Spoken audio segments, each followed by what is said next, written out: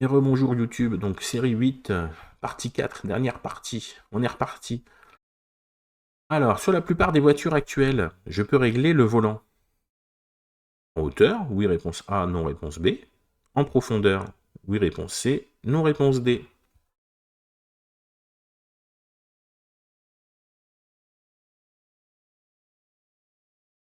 Alors, sur la plupart des voitures actuelles, en effet, on peut régler le volant en hauteur et en profondeur. Et donc, ça fait partie de ce qu'on appelle l'IPC, l'installation au poste de conduite. C'est ce qu'on vous explique, enfin ce que moi j'explique, et normalement ce qu'on doit vous expliquer, la toute première leçon, savoir comment s'installer dans son véhicule, l'installation au poste de conduite, donc en réglant d'abord le siège, donc en avant, en arrière, en hauteur, également, s'il le faut, comment il s'appelle, le dossier, l'appui-tête, le volant, les rétros, et pour finir, la ceinture. Alors, question 32.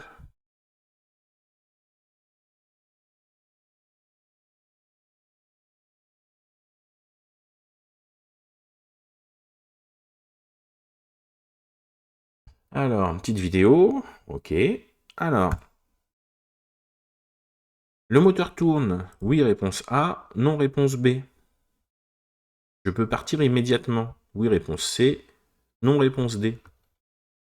Alors, est-ce que le moteur il tourne? Oui, on l'a vu, on a démarré, l'aiguille elle est montée, et là, vous voyez l'aiguille là, c'est les comptes tours. Ça veut dire que là, la voiture, elle tourne à environ 800, enfin le moteur tourne à environ 800 tours par minute. Donc là, la voiture est démarrée, donc elle tourne. Ensuite, est-ce que je peux partir immédiatement? Donc moi, ce que j'explique à mes élèves, je leur dis, tu fais ton check, tu démarres, et tu ne démarres pas tant que tu as un voyant rouge sur le compteur. Donc est-ce qu'il y a encore un voyant rouge? Oui, il y a encore un voyant rouge. Là, ça doit être le voyant de défaillance de frein, je dirais. Donc ce qu'on a vu qu'il y a ici, avant que la vidéo s'arrête, il y avait le frein à main, le frein de parking, qu'il a enlevé. Tous les voyants se sont éteints, sauf celui-là. Donc ça veut dire que là, en gros, la voiture, elle a un gros problème de frein. Si, si le voyant rouge, il s'allume. Donc du coup, voyant rouge, je ne pars pas. J'appelle un garagiste où je vois pour faire réparer mon véhicule. D'accord? Là, le voyant rouge, si c'est un voyant orange, dire, oh, je peux aller essayer de gérer, je peux aller jusqu'au garage ou quoi. Mais si vous avez un voyant rouge qui reste allumé, bah, faut pas rouler parce que vous allez très probablement péter votre moteur où il y a un grand danger dedans.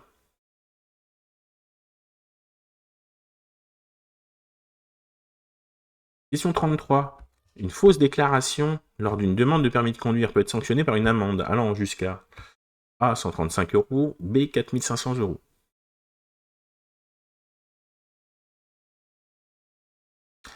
Une fausse déclaration peut aller jusqu'à 4500 euros d'amende. Réponse B. D'accord? J'oublie de mentionner, par exemple, un problème de santé, problème cardiaque, trouble de l'équilibre, problème de vue, diabète, crise d'épilepsie, peut être lourdement sanctionné. Donc, il faut absolument le dire lorsque vous faites les tests. Alors, ma vitesse doit être adaptée. Question 34. Selon la limitation de vitesse, la présence d'éventuels d'autres usagers, les conditions météo, réponse C, ou D, la présence d'éventuels d'un radar. Alors, du coup, quand est-ce qu'on adapte sa vitesse? On adapte sa vitesse donc par rapport aux limitations de vitesse. Oui ou non? On voit un panneau 50. C'est que normalement, on doit rouler au maximum 50, d'accord? Donc par rapport aux limitations de vitesse, en effet, on gère. La présence d'éventuels d'autres usagers. Bah oui, forcément. J'arrive dans une rue, même si elle est à 50, mais qu'il y a une manif, ou qu'il y a des gens qui sortent, on passe devant une école, il y a des gens qui sortent de l'école, tout ça. Évidemment, on adapte sa vitesse, on réduit sa vitesse par rapport aux éventuels usagers. S'il y a beaucoup de voitures, s'il y a des piétons, s'il y a quoi que ce soit. Par rapport aux conditions météo, on l'a vu tout à l'heure, les conditions météo. Par exemple, sur les routes à 90, les routes à deux voies, là, hors agglomération, si elles sont à 90, quand il pleut, du coup, il faut rouler à 80. Donc forcément, il faut rouler moins vite parce qu'on a une moins bonne adhérence et on freinera plus longtemps. Est-ce qu'on adapte par rapport au radar? Bah non, de toute façon, on n'adapte pas au radar, on adapte par rapport à la limitation de vitesse. La limitation de vitesse est à 70. Du coup, tu roules à 70 et tu ne te feras pas flasher.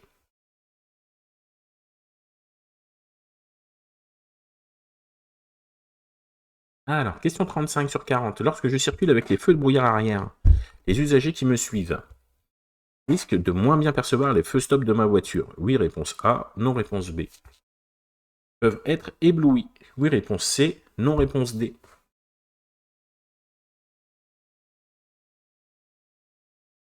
Alors, lorsque je mets mes feux de brouillard arrière, est-ce que les gens derrière vont moins bien voir mes feux stop? Alors oui, ils vont voir mes feux de brouillard arrière, hein, quand il y a du brouillard, donc c'est intéressant parce qu'ils nous voient de plus loin, mais du coup, ils font moins la différence avec mes feux stop, forcément, parce que ça brille vraiment très fort. Est-ce qu'ils peuvent être éblouis? Donc la réponse est oui, également, d'accord? Du coup, les feux de brouillard arrière, quand on est sur la route et qu'il y a du brouillard, et qu'il n'y a personne derrière nous, évidemment, il faut les mettre, d'accord? Par contre, à partir du moment où il y a un véhicule qui est juste derrière vous, qui est près de vous, vous pouvez même les enlever, les feux de brouillard arrière, parce qu'en fait, à part du coup, qui distingue moins vos feux stop et l'éblouir, à partir du moment où il est tout près de vous et qu'il vous voit, ça sert plus à grand chose à part l'embêter.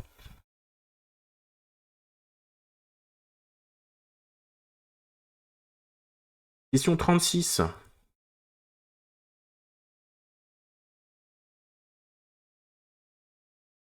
Alors, pour croiser ces piétons, je chevauche la ligne continue. Oui, réponse A. Non, réponse B.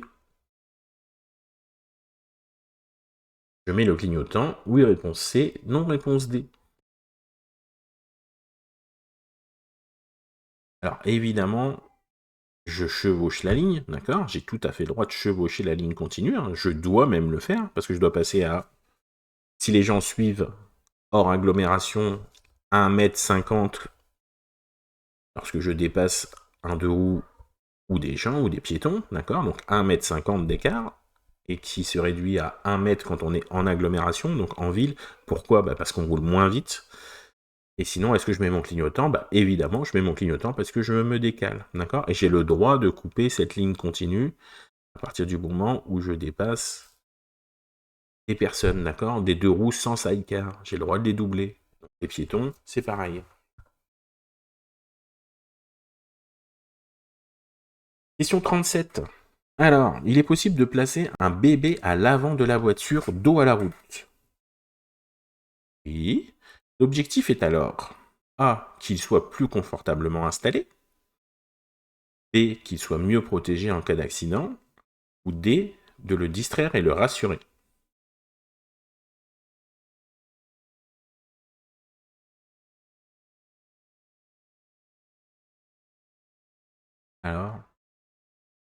Alors souvent les gens ils font l'erreur là-dessus, donc la question du code, ils disent que du coup il est mieux protégé en cas d'accident. Alors que non, en fait, qu'il soit à l'avant ou à l'arrière, un bébé, enfin on va pas se mentir, un bébé en cas d'accident, qu'il soit vers l'avant ou vers l'arrière, et c'est très dangereux pour lui. Hein.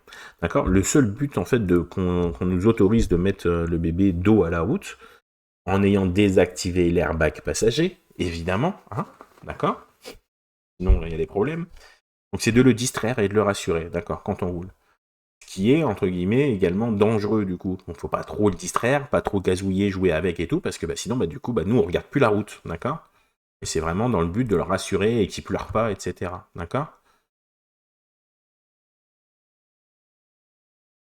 Attention, de quoi? Attention à faire une tour de distraction pour le chauffeur.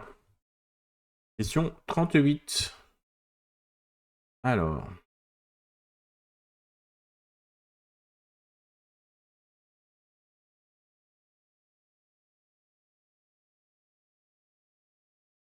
Ok.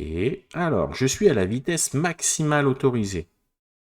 Le mieux à faire est A, d'accélérer, B, d'emprunter la voie de gauche, ou C, de ralentir. Bonne question, ça, on va se le remettre. On va remettre la vidéo.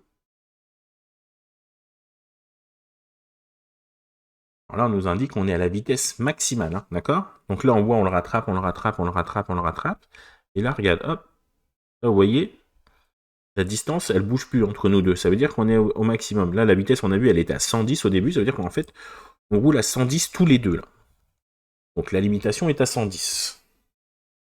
Donc le mieux à faire est, est-ce que c'est d'accélérer? Bah non, parce que sinon, on va être en excès de vitesse. Est-ce qu'il faut mieux aller sur la voie de gauche?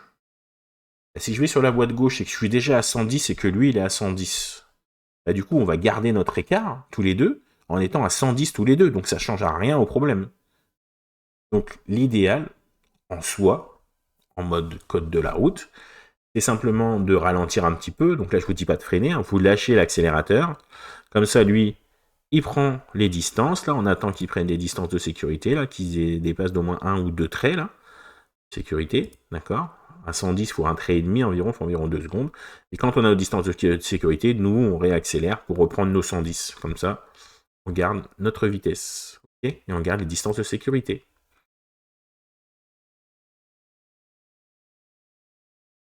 Question 39. La chose à faire en présence d'un blessé sont A. Lui décrire son état et celui des autres victimes. B. Le rassurer. C. Le couvrir. D. Lui donner à boire.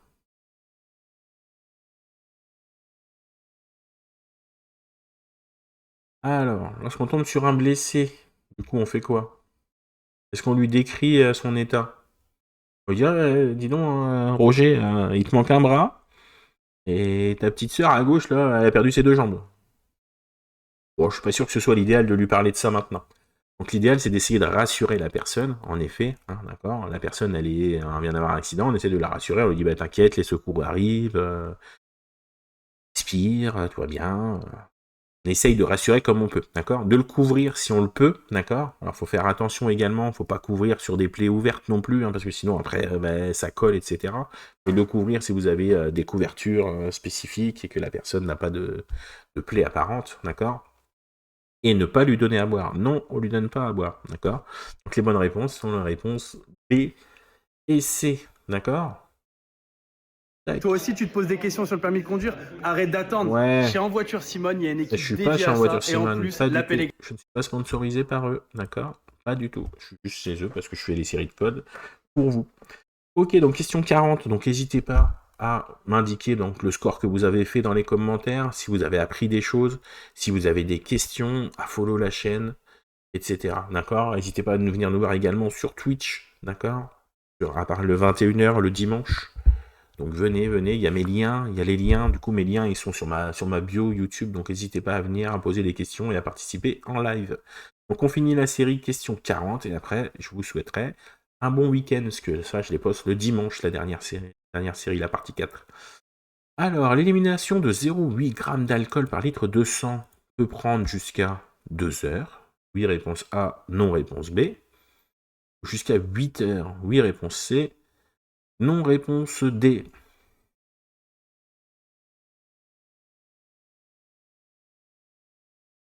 Alors, 0,8 grammes d'alcool par litre dans le sang, donc déjà on est dans le délit. Hein. Si vous roulez avec ça, là, votre permis, vous lui dites adieu, d'accord. Donc est-ce que 0,8 grammes d'alcool, ça se barre en 2 heures? La réponse, c'est non, d'accord. Et ça peut prendre jusqu'à 8 heures. La réponse est oui, à savoir que, donc du coup, tous les gens ne sont pas égaux hein, face à l'alcool.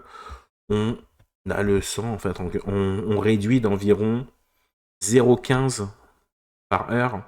Donc ça va, et du coup ça varie selon la personne. Si c'est une personne un peu costaud, un peu corpulente, tout ça, un homme il peut éliminer jusqu'à 0,20, mais si c'est une femme un petit peu plus maigre, tout ça, elle peut éliminer environ 0,10 par heure. Donc on n'est pas équivalent, ça va de 0,10 à 0,20, donc on fait une moyenne, en gros on élimine environ entre 0,10 et 0,15 par heure. Donc si on compte 0,15 par heure, bah 0,15, 0,10. Si on est à 0,10, ben on peut mettre jusqu'à 8 heures, en effet. Personne. Ok. Donc voilà YouTube, merci d'avoir regardé, merci à tous d'avoir participé, merci aux gens qui étaient sur Twitch également. Donc il y aura d'autres vidéos de parcours d'examen, etc. Il y a plein de choses qui vont être mises en place. Il y aura comme d'habitude, j'essaye de faire une fois par semaine du coup une série complète que je divise en 4 pour que vous ayez le temps de regarder ça tranquille, quelques minutes chaque fois quand vous avez le temps, et je poste ça tous les 2 jours. Ciao à tous, merci YouTube, n'hésitez pas à follow, à mettre un petit pouce, et à bientôt. Incroyable, phénoménal, 40 sur 40, merci.